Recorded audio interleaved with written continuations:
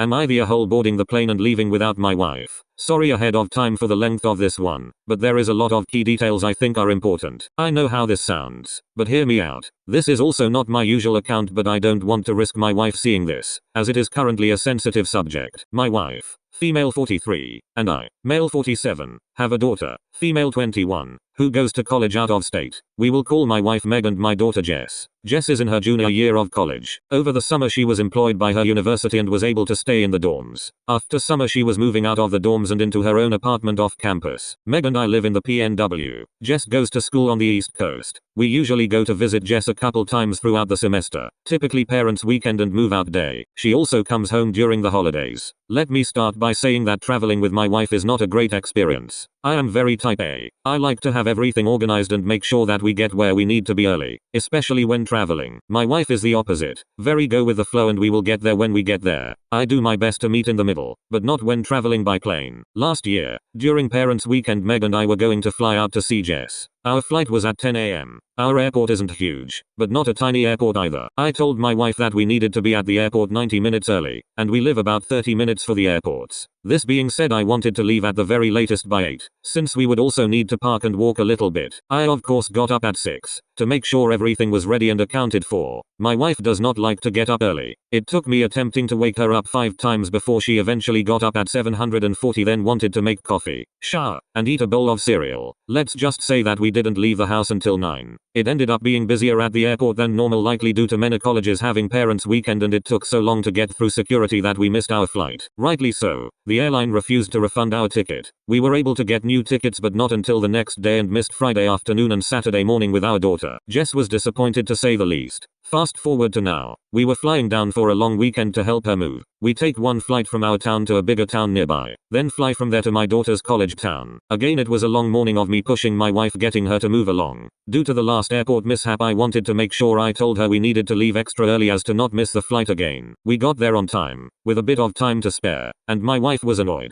Kept going on about how now we just have to sit and wait for 45 minutes for them to start boarding. We took our first flight and landed in the connecting city, at a much larger airport. We only had about 1 hour layover. We got off the plane at 9:15 and our next plane started boarding at 9:40. We had to take multiple rails to get from where we landed to our terminal. We got to our terminal and had about 15 minutes until our plane was set to board. My wife tells me that she wants to get coffee. There was a little market next to our terminal that sold hot food and coffee. I asked if she wanted me to go grab it for her. No, I want Starbucks, she said. Well, Starbucks we a rail ride away, and a little bit of a walk. I told her we couldn't do that. We didn't have enough time. She stated that we had enough time and if I wouldn't go with her she would go by herself. I tried to discourage her but she was determined. She walked away, at a brisk pace for her, and said she would be back in time. 15 minutes went by and she was nowhere to be seen. They started calling boarding groups. I called my wife hoping she was nearby. She didn't answer. They called a few groups, then called ours. In a panic I called my wife again, 3 times. Finally on the last call she answered and said she was on her way. It was a long line and she had to wait a bit. I told her they were almost done with boarding and she needed to hurry up.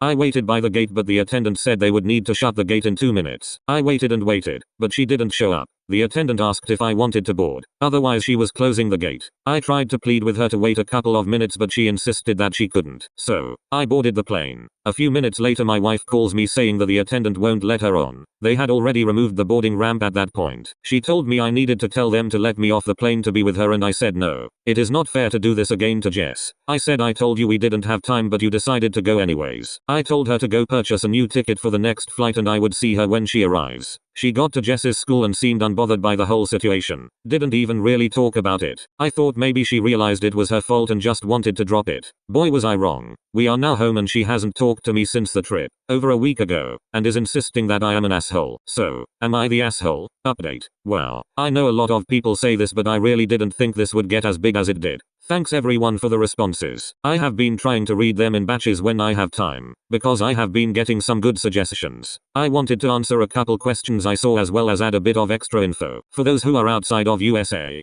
PNW is Pacific Northwest. As far as how she acts in other situations, she generally doesn't have any issues. She is never one to be late to work or anything like that, or just seems like travel is her core area. I never noticed things like this until we started traveling often to see our daughter. This is why I never considered ADHD. She really shows no other signs of this. I saw posts implying that my wife might have an addiction of some sort. I'm not sure how that would line up, but I don't see that being a possibility. I didn't think the following information was important, but my daughter made a comment, and so did a friend that I discussed this with, so I thought maybe I would mention it here. Jess is not Meg's daughter. I was married once before and my wife unfortunately passed away due to complications during Jess's birth.